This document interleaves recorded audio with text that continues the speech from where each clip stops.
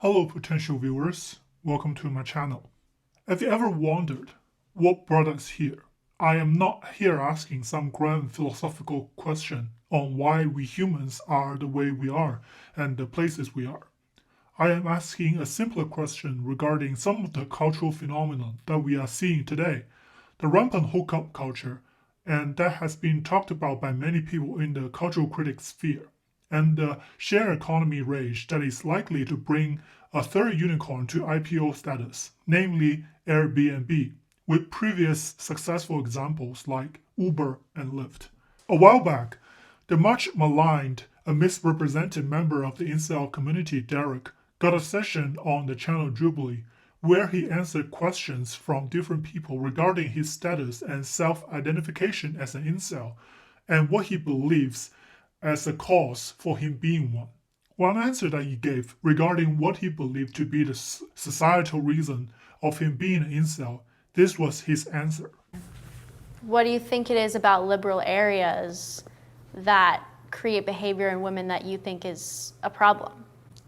Promiscuity leads to increased standards in more primitive aspects such as looks, and that typically makes it harder for some people to find a relationship, including sometimes good-looking people. Like, there's guys who are much better looking than I am who are having a really hard time finding someone in a place like LA or in London or in Auckland, New Zealand, but they probably would have a perfectly fine time finding a woman somewhere else. You can see that the girl asking the question basically rolled off the answer on the spot, and so did many people in the video's comment section. And this sentiment, though I found it unproductive to the point of annoying, it is on some level understandable, since the liberation of sexuality, which often bears the blame for modern-day promiscuity and hookup culture, is a very important part of various women's liberation movements. And it is also a very common talking point of the crowd with the more leftist mindset that the call for self-restraint on one's sexual conduct and the critical view or even the mere discussion of the harmful consequences of loose sexual behavior is a right-wing talking point / propaganda, just to quote-unquote put women back in their places.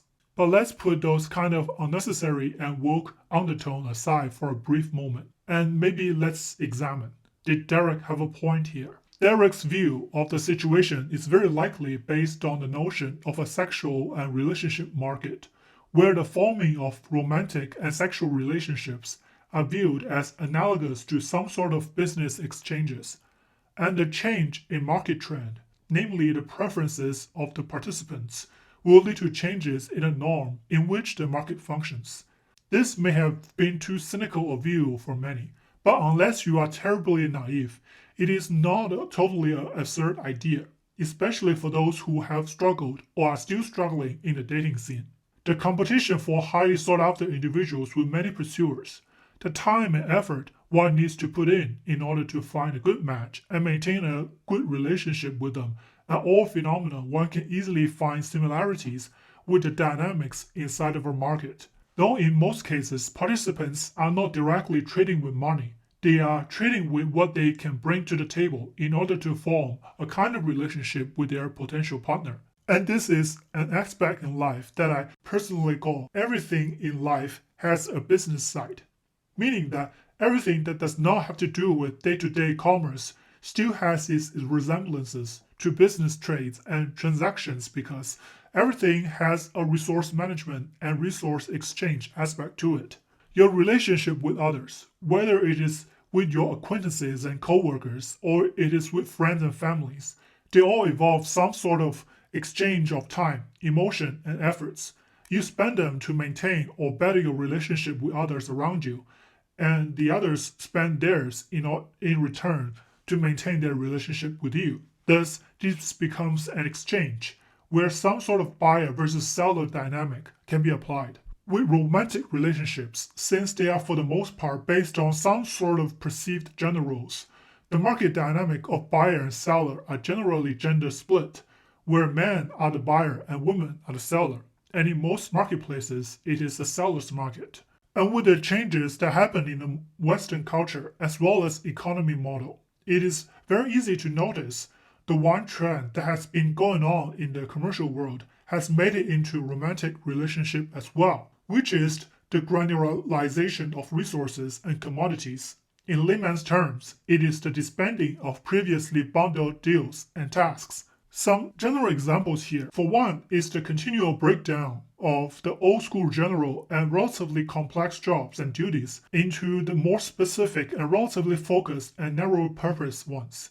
This includes the separation of management duties like general manager to sales and customer service managers, and it allows corporations to more flexibly maintain their human resources, hiring full-time employees only for their core essential business and hiring contractors for their short-term needs. And for two is the concept of shared economy, where people utilizing resources they have but not actively using at the time and use them to participate in the market to essentially commercialize products that are fragments of previously available consolidated and bundled ones at a cheaper price and a higher accessibility. What this trend has contributed in the commercial world is a greater sense of flexibility, and in turn, one could easily deduce a psychological deterrence for participants to make long-term commitments and more focus on short-term and easily tangible needs. Uber and Lyft literally market themselves based on the sense of non-committal flexibility.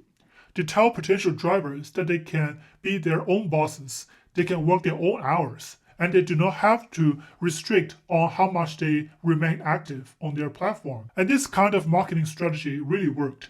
It attracted thousands of freelance drivers and started threatening the traditional taxi industry, and thereby created a new form of side hustle that enabled thousands of people to have means to supplement their income. And if you think about it, they also pushed for more sales on hybrid cars and may have actually saved a lot of fuels and served a secondary environment effect, but that is a separate topic. Airbnb, on the other hand, did not use this strategy heavily when compared to Uber and Lyft, but yet they still rode the wave of shared economy and arguably greatly mobilized the short-term housing rental and bed and breakfast industry without having to establish on-the-ground infrastructure to manage properties, effectively establishing a kind of contractor relationship with the property owners, which provides a great deal of flexibility with very limited commitment on either party.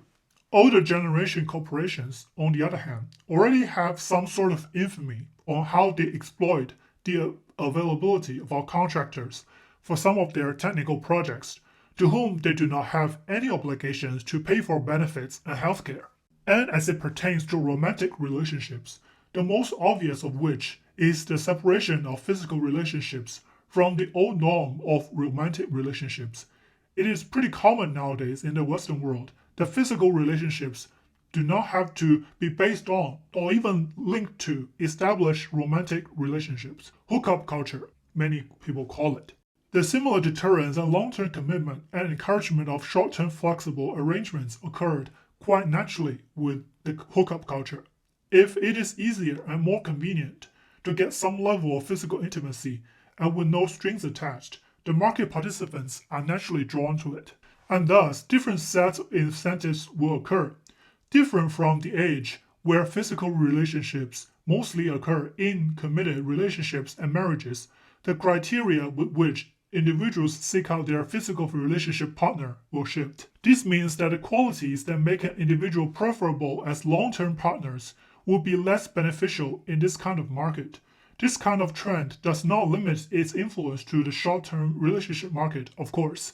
It is adjacent enough to the long-term committed relationship and dating market, and the participants of both markets greatly overlap for various reasons. Thus, the impact of this kind of flexibility-oriented arrangements will create the same kind of incentives and deterrences on the whole dating market. You might think this is a little bit stretching. People seeking long-term relationships will not be affected by this. I agree to a certain extent. People who are firm in their needs and wants when it comes to long-term and committed dating will less likely be impacted by these incentives and deterrences. But this is assuming that people knew what they want and got their priorities straight. And I would argue that in most of the market, this is already not fully applicable, much less so in the dating market, where people are often still figuring themselves out. So back to Derek's argument. Is he wrong in stating that Promiscuity led to participants of the dating market becoming more and more focused on physical attractions. Based on my previous analysis, I would argue that he's not wrong, though his wording can be a little bit better without too much moralizing and a minute sense of entitlement, and perhaps provide more reasoning behind it. There is also another obvious effect of this kind of non-committal arrangements, is that in the typical market setting, this kind of arrangements tend to favor the parties that are already in better positions when it comes to negotiation of contracts and the dynamics concerning pricing. A similar dynamic can be observed when it comes to huge corporations and their relationship with workers and worker unions. Huge corporations already have a better negotiation position due to their accumulated liquid wealth that can facilitate moving their production to other locations and the ability to maneuver through policies and regulations. And when international markets are opening up, production lines can be moved to extremely cheap places with less regulation, and this only strengthens the negotiation power of these corporations. They can then try to roll out more programs where their full-time positions that cannot be easily moved to elsewhere are filled with contractors and part-time employees. For Uber and Lyft, as the taxi and rideshare market becomes more saturated, the passengers' powers has been buffed, and the companies themselves have immense power as the central platforms. The ones that are gradually getting squeezed and screwed are the drivers. For Airbnb, it depends on location of your property. The better of the location, the more disproportionate the power the property owners have over the renters, since they have a way bigger pool of potential customers. How does this kind of exacerbated negotiation power imbalance manifest in the dating market? Well, one thing anyone can easily deduce is that participants tend to experience the traditional difference in market value in a more direct and insensitive manner, where the higher value players attract disproportionately more resources than the lower value players. The other thing is that we start to see that the high value players are starting to benefit from fragmenting their resources and trading them on the market with the higher demand. In older days, an example of this will be the one fair lady who has many pursuers, and she performed a sort of social dance around them to maximize her future prospect. In modern days, however, we can see this play out in the dynamics of simping and online influencers. What these models amounts to is that the high-value players in the market granularize their attention, which is another kind of valuable resource in the dating market, and put them up for sale as a promotional tactic on social media platforms like Twitch, YouTube, and Instagram. What forms of interaction is simping, but for individuals with relatively lower dating market value, offer money to bid for a small amount of attention from individuals with perceived higher dating market value, like the influencers and streamers. In many ways, Simps kind of know what they are doing, yet in some ways they probably don't. One could tell that a lot of times the attention they get from the bid is not really worth the price they offered. But hey, such is a part of the market and life. Buyers beware. That will be all for my video today. I hope you like it and hope to see you next time.